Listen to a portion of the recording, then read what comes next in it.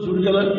स्वच्छतेचा महान मंत्र देऊन गावा गावाला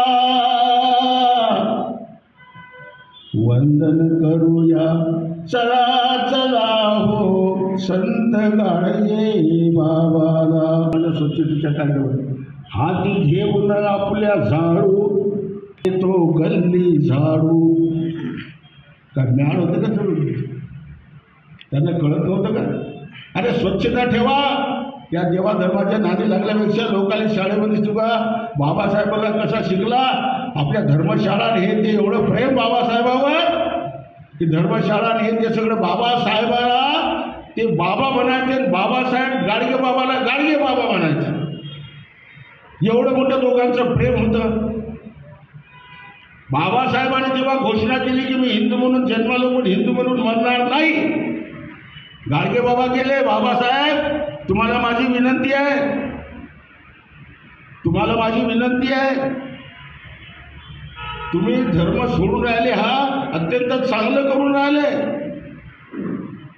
मी एक जन्मलो पण मी हा याच्यात मरणार नाही हा विचार तुमचा फार चांगला आहे. फार चांगलं तुम्ही करत आहात बाबासाहेब.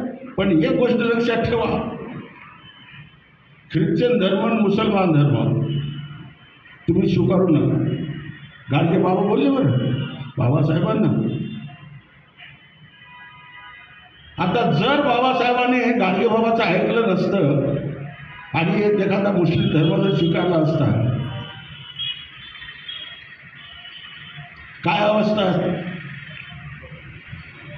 म्हणजे गाडगे बाबाचं ऐकलंच असं मी नाही म्हणताय. बाबासाहेबांचे स्वतंत्र विचार होते, स्वयंप्रकाशित असे विचार होते बाबासाहेब आंबेडकरांचे.